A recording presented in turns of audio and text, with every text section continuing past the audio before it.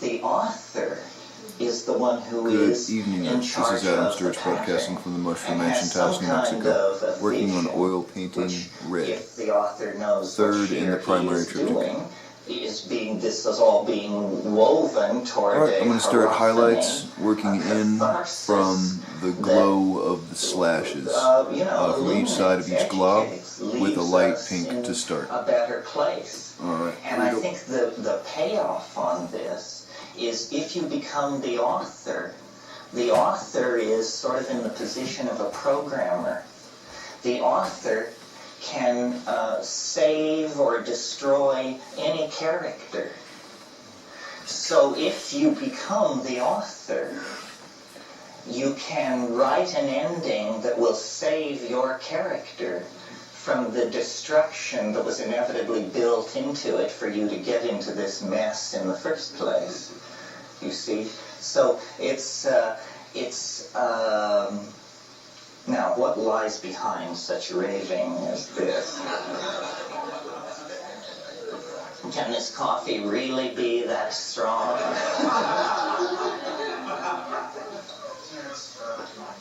When you were in the journal, that Dennis had his 14-day psychotic episode or whatever it was, did he take the same drug that you did?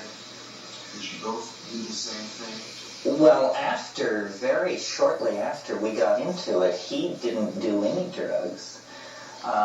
Because it was perfectly clear that he had no need of them. The way it worked was we had a series of mushroom trips. Well, we had walked all this way through the jungle, and later I had occasion to walk that trail again, 110 clicks. And it was so difficult the second time that I had to face the fact that the first time we had actually had like wings on our feet or something. We accomplished an impossible physical feat without even noticing that we were doing it. I mean, and then when we got there, we had a series of mushroom trips, and on the third mushroom trip,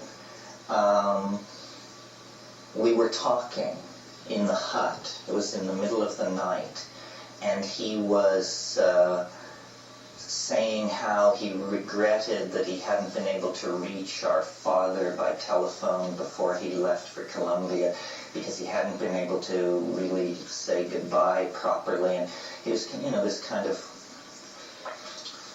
unsettled trip. And we were all sitting in hammocks in darkness, and you could hear a Witoto walking on the trail because his transistor radio was on. You always know when an Amazon Indian is nearby because they're tuned to anyway. So not El Paso, but so we could hear this Indian with his transistor radio winding up the trail toward us. I remember it was an ad for Costeña, la cerveza más mejor de Colombia. And then as it came and faded, then Dennis made this very strange noise, which was like a metallic, a very strange noise. And it was like that was really for him the moment. It came in a moment. And then we talked, and he was agitated all night long, and he kept wanting to go down the hill to where these other people were sleeping, and by morning he was saying, you know what we could do with this? And then he just laid out this whole theory of molecular canceling and molecular intercalation. But drugs had a surprisingly little amount to do with it once he caught the wave. So you never used to Kuhe? We went through this whole thing at La Chorrera and left at the end of March. And the woman I was with and I stayed in Colombia another month. Everybody else went back. And we wrestled with it another month. And I was quite out of it, I think.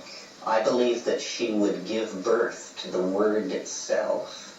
And I believed that it would be a little glass fiance bead that I had lost in Laos 5 years earlier.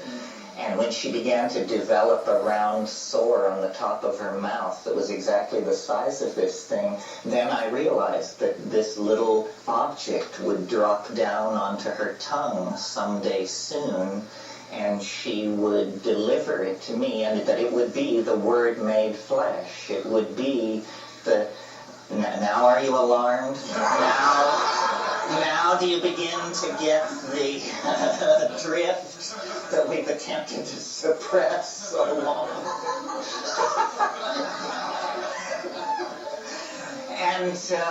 And you know, I thought that this thing would essentially be a suitable second body, a reposit. I can't explain it. I mean, it was the philosopher's stone. It was everything. We were nuts, let's face it.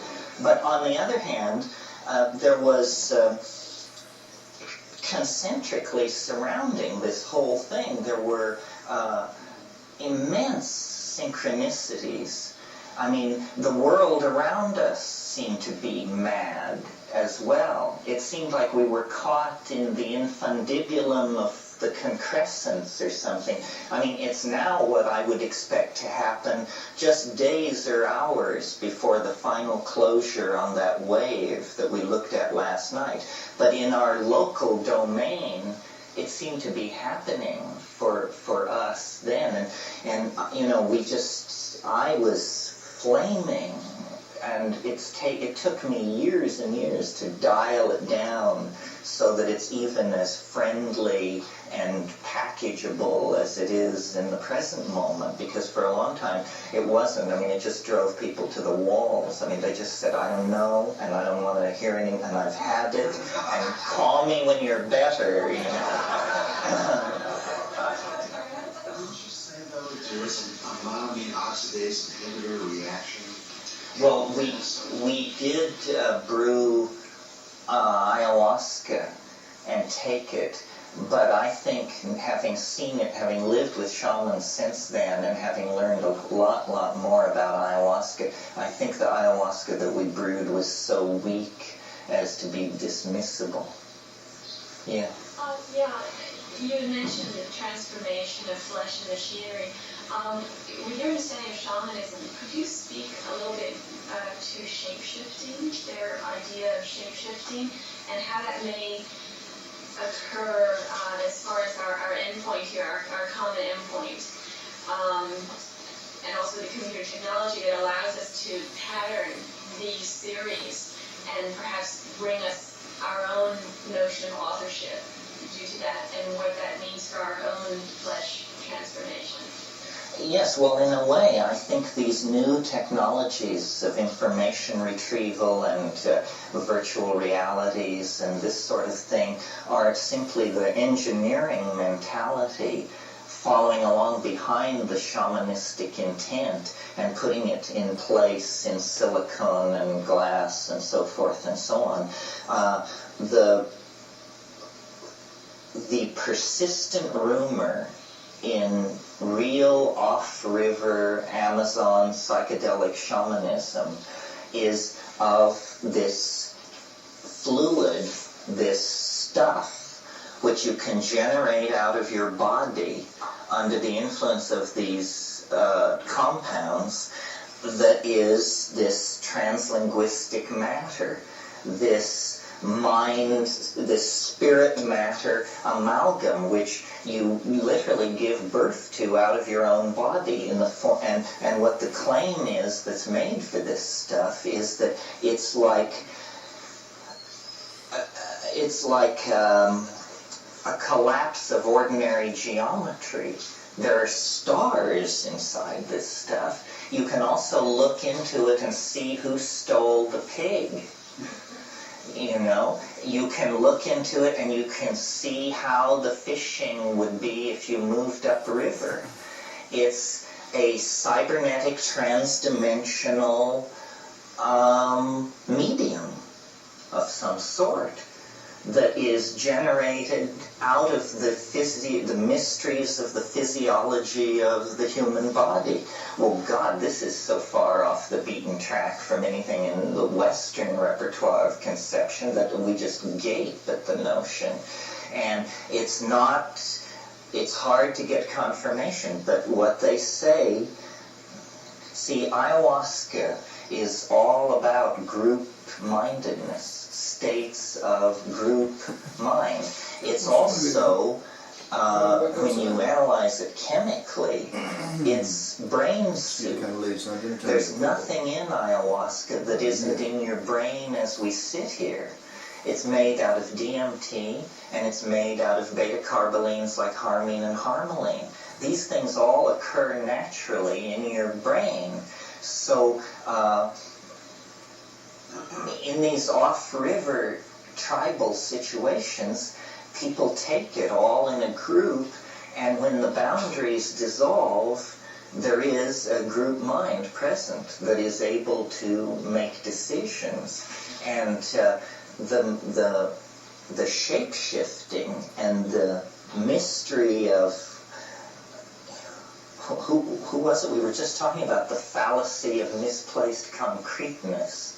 This is the fallacy which haunts the Western mind. For the shaman, attention gathers energy to itself, and so you can create a projection. So the mystery, I think the mystery of shamanism and the mystery of the psychedelic experience is a mystery of language. How can we are imprisoned by language, and yet it should be our vehicle for liberation. And something has happened to our language through the phonetic alphabet, through the abuse that print has laid on to our thinking. You all probably know the ideas of Marshall McLuhan, who felt that the linear quality of print created such notions as the citizen, the industrial assembly line, the theory of interchangeable parts, a whole bunch of conceptions which we take totally for granted are in fact adumbrations of the shift of sensory ratios caused by an unexamined acceptance of the printed word. One thing probably worth talking about this morning is how do you is there hope in all of this? And some people find my rap very ambiguous because this meltdown point in 2012, which we slapdashedly sometimes refer to as the end of the world or so forth, seems number one, irrational, number two, despairing. Well, I don't think we can do too much about its irrationality, but I think living in the light of the expectation of something like that orders your priorities. And in case you didn't notice, we all have our own mini-apocalypse built right in. You may miss the end of the world, but you definitely are going to have a front row seat for the end of your world. So, is that any less profound? Are you such a selfless Democrat that you're more interested in the end of the world than the end of your world? I think it's a sort of lighthearted way to follow the Tibetans into the notion that life is a preparation for the big D, although we don't have to think of it like that. We just say life is preparation for the inevitable collapse of the state vector into a biological hyperspace. I heard a doctor on NPR last week, and they were talking about cancer or something where a lot of people die, and he was saying, Yes, well, it isn't easy to prepare people for the mortality experience. And the interviewer said, "Did I understand you to refer to death as the mortality experience?" I thought that maybe that's a good idea. Kind of soften the blow. It's just one more experience. Well, someone asked when we first went around to try and talk about the future. I don't know if I made the point strongly enough. I wasn't sure I felt it click. And I think it's a strong one, and it's somewhat new with me. It's this idea that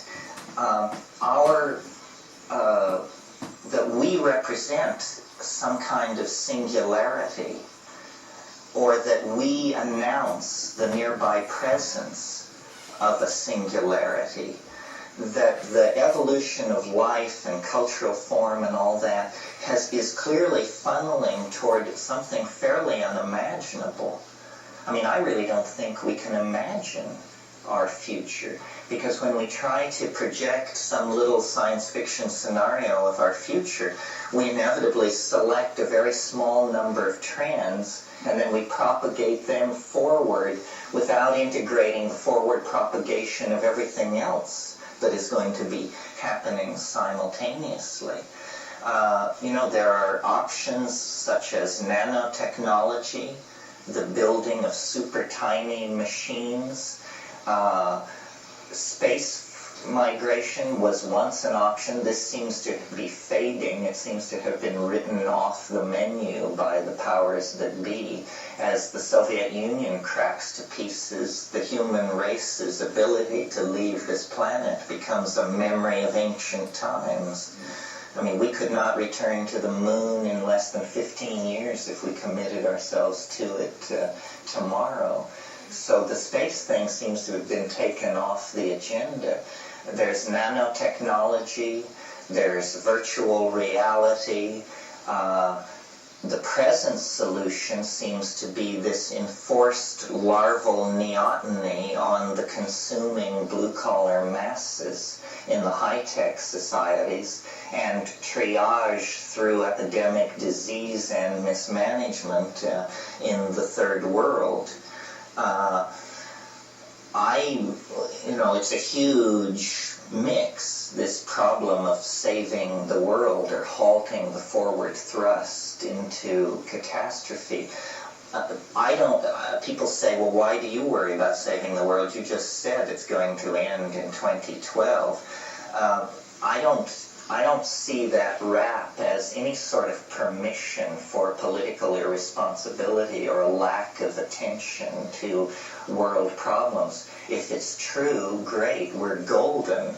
If it's not true, and what a long shot it is, then we should still keep our eye on the ball with all of this stuff. Somebody asked me once, they said, well, why, you're always talking about saving the world, why don't you ask the mushrooms how to save the world? And I had never actually done that. And I did it recently, and the results were very interesting. I don't often get messages from the mushroom that I quake to bring into the public arena, fearing an avalanche of political criticism. But when I asked the mushroom how we could save the world, it hesitated approximately a third of a second, and then it said, every woman should bear only one natural child. An idea which had never occurred to me, actually, which I now have looked into. I'm the father of 2 children, by the way. This is a very interesting notion. The population of the Earth would drop by 50% in 40 years without war, pogrom, displacement of populations, so forth and so on. Another interesting thing about this suggestion from the mushroom is it requires very little input, impact, or management by men, this suggestion. Women have been powerless for millennia. Now, apparently, here's a suggestion of how they could take great power without asking any man's permission. It's not quite accurate. It's not quite accurate. We'll It's get... actually practically not that accurate at all. Oh, well, tell me why. Well, because there's two reasons I would say.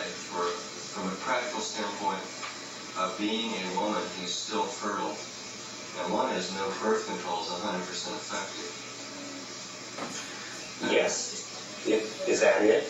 No, and the second one is that there are women in a lot of situations, for economic reasons and political reasons, where there are men. It's just like there's men all over the country sort of following abortion clinics. So to me, it doesn't seem accurate to say Well, it's let all me in the hands of women. let me try and convince you. I took this simple suggestion, each woman should have one natural child, and I began looking into it. Then I found a demographer who told me what I consider to be the second piece of this puzzle. And this I had never thought of.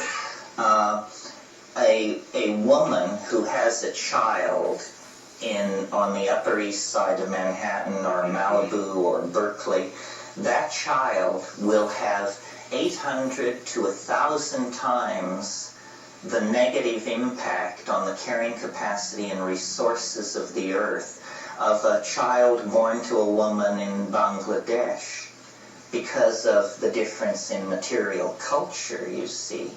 Well, now that implies to me that if you wanted to make a social change in the area of the impact of the human population on the earth, then you should not preach contraception and birth control in the back streets of Dhaka and Lahore. You should preach it in Malibu and Berkeley and Manhattan.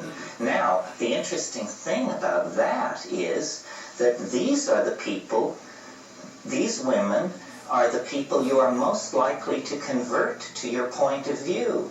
They are college educated, comfortable, all the resources of media are available to them. They are informed, intelligent, educated, healthy people, able to self-involved people. And so you can come to these women and you can say, here's the deal. We want you to follow a course of action which will increase your income, your disposable income, increase your leisure time, and propel you to the forefront of political heroism without contest. You see? Now, the use of resource by these populations, these women and their children, is so intense, the pyramid is so steep, that your objections about birth control isn't effective and so forth, I'll bet you that if you could get 15% of the women in that population to commit themselves to this one natural child thing, that within 10 years there would be a measurable margin of relief on the extraction of world resources. So that here is a way to back away from the abyss without nightmarish reorganization of society, engineered diseases, third world triage, all this other stuff. And in the first 40 years, the population would fall by half. Then the next 40 years, it would fall by half again.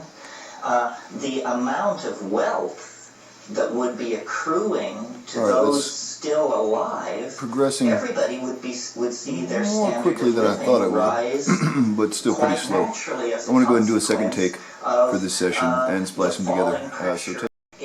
Here's why, as far as I can figure out. It's because nobody can figure out how you make a buck in that situation. Take two. I think I'm going to zoom in and pan Well, up. yes, the method, how you achieve it, is debatable. I think men should cooperate with the so it's a little easier to see what's happening. Hopefully this won't be the back of my shoulder. Natural child per mother. Now you see, the first argument you hear is that this is bad for children, but the average American family is under 3 children.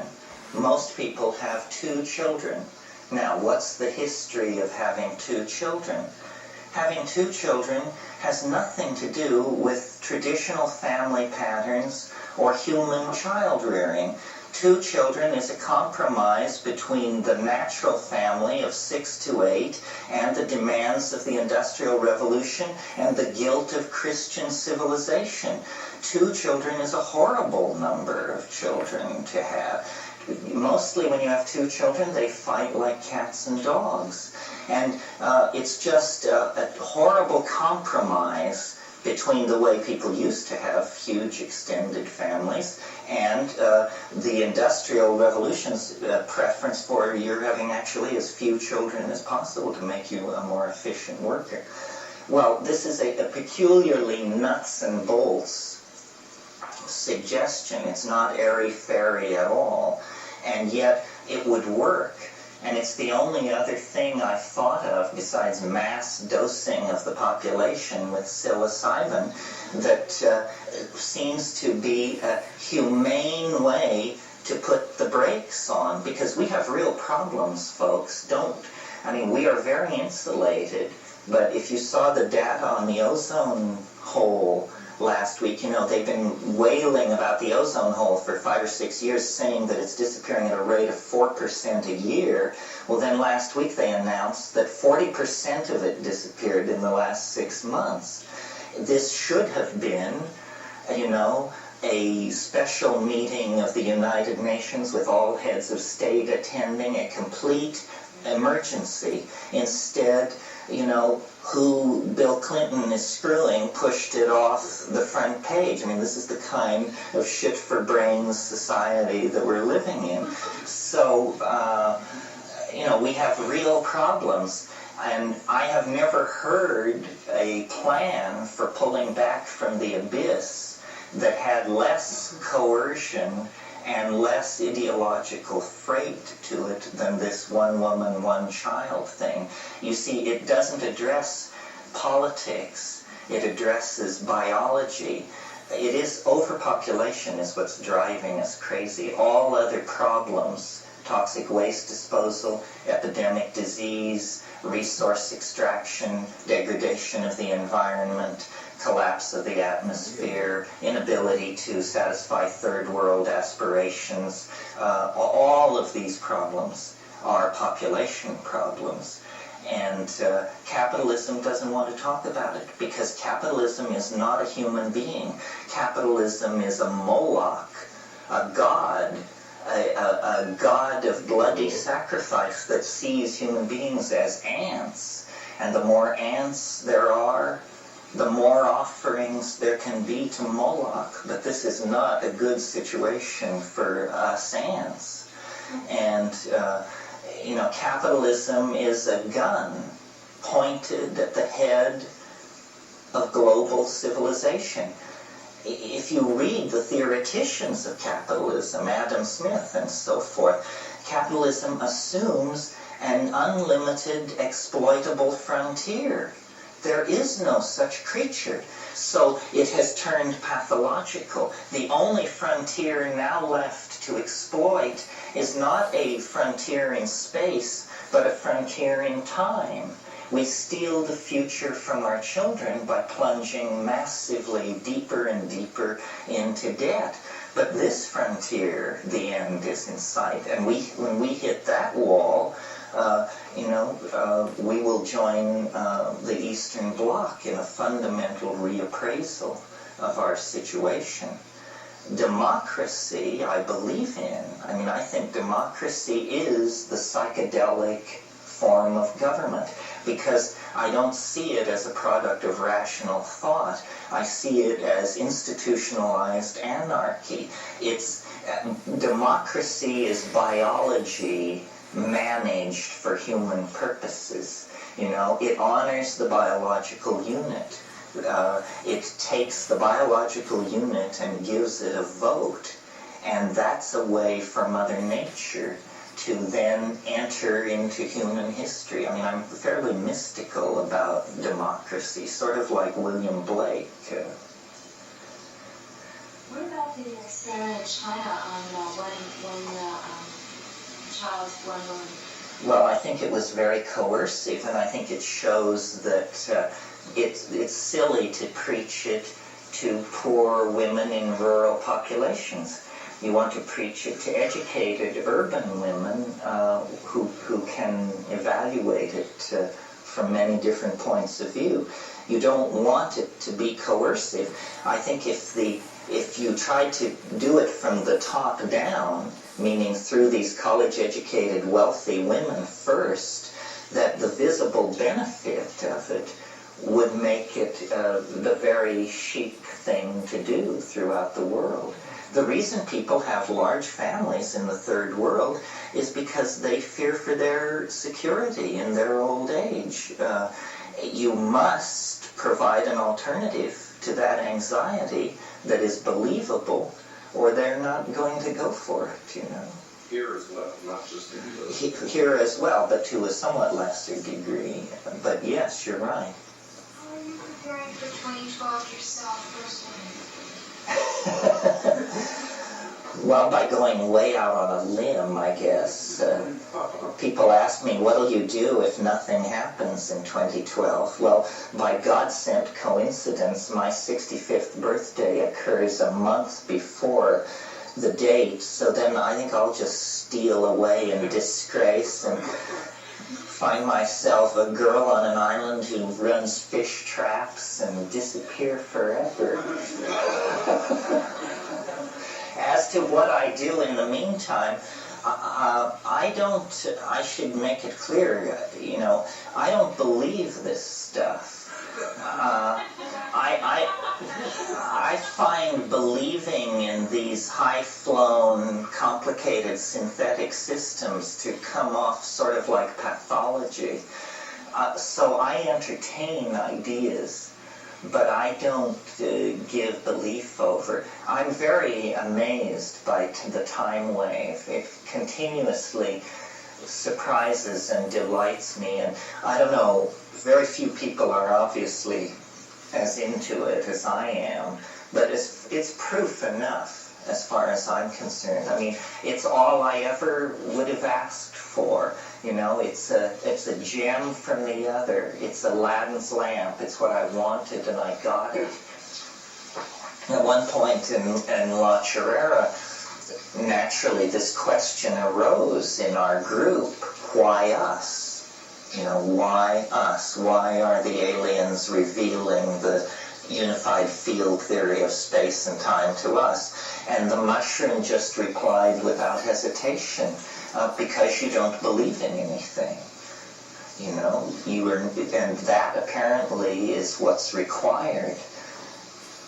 Do you all know that Van Morrison song about no guru, no method, no teacher, just you and me and nature in the garden? In the garden? I think that's actually where it's at. So what I do between now and 2012 is I'm a meme spreader, a meme replicator. A meme is a terrible thing to waste. And the purpose of these teaching things is to turn you into fellow replicators of the meme. I mean, I see it all in the metaphors of molecular biology. You know, I have a new sequence of codons here, and I want to insert it into each one of you without error in copying, and then you should go forth and tell other people and copy it into their head, and this meme will spread, because we cannot evolve faster than our language. The edge of being is the edge of meaning, and somehow we have to push the edge of meaning. We have to extend it. We have to, because if we appear to be confronted by insoluble problems, it's because we have the wrong language for dealing with this problem. You know, you learn that with computers. Certain languages are good for certain kinds of problems. And we have to constantly evolve language and push it forward. And the way I think of the psychedelics is they are catalysts to the imagination. I mean, that's what they were back 100,000 years ago. The imagination, which was just this glimmering, this iridescence on the surface of ape cognition, was under the influence of the reciprocal feedback of self-reflection, you know, that is created by watching your own mind because it has suddenly become interesting, because it has suddenly been flooded by a psychoactive amine. That iridescence has been coaxed into language, art, architecture, music, poetry, the whole ball of wax. But now we know these things. It's no longer a sort of haphazard process. We can, by analyzing different kinds of cultures existing in the world today and cultures that existed in the past, we can uncover, reveal, unravel the lost secret of our origins. And I think, you know, I haven't talked too much this weekend, but I'm very keen for the notion of what I call the archaic revival. And the archaic revival is this overarching metaphor that is the way for us to go to save our necks at this point. When a culture gets into trouble, instinctively what it does is it goes back through its own past until it finds a moment where things seem to make sense. And then it brings that moment forward into the present. As the perfect example is when medieval Christianity no longer made sense to a major proportion or percentage of the people of Western Europe, because of the rise of new kinds of classes, new forms of wealth, new information about the world outside Europe. When the medieval vision lost its power, the intellectuals of that time instinctively reached backwards into the past, looking for a stable model. And finally they reached the golden age of Periclean Athens. And there they found Plato, Aristotle, the dramatists, so forth, and they created classicism. Now notice that we're talking here about the 1400s. Classicism was brought to birth in the 1400s, 2,000 years after the death of Plato.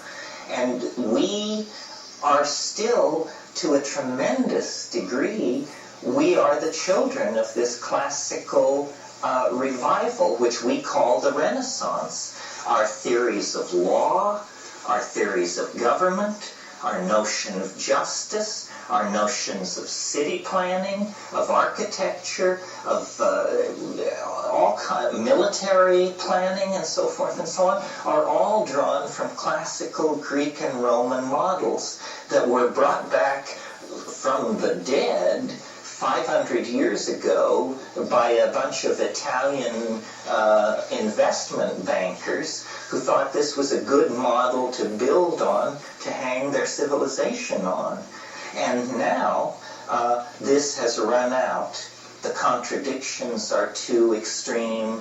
This classicism, I don't want to say it's failed, but it has just taken us as far as it can go. So now we confront great existential confusion. We confront cultural values completely different from our own, such as rainforest aborigines and so forth. We confront the toxic legacy of modern science, the century, treating species counts of the earth, the decaying atmosphere, all these things. So we must now reach far back into time for a new cultural model. Our crisis is so great that we have to reach back to the High Paleolithic, to the moment immediately before the invention of agriculture and the creation of the dominator ego. And I see, people talk about the new age and the new paradigm and this and that. Well, it's larger than that. It's been going on throughout the 20th century. The discovery of the purification of mescaline in Berlin in 1897. Freud begins to publish around the turn of the century. Jung, they are discovering the primitive unconscious. They are revealing to Edvardian and Viennese ladies and gentlemen of great culture and breeding that they have inside them, brawling, incestuous, violent, lust-driven animal natures. In other words, they are reintroducing an awareness of the primitive into this tremendously constipated, male-dominated, late 19th century, post-Victorian cultural milieu. And then, following hard upon them, the Impressionists in the 1880s giving way to analytical cubism, and all that. The Cubism arose as a result of the fascination of a few artists. All right, well that breaks in the first layer of highlights.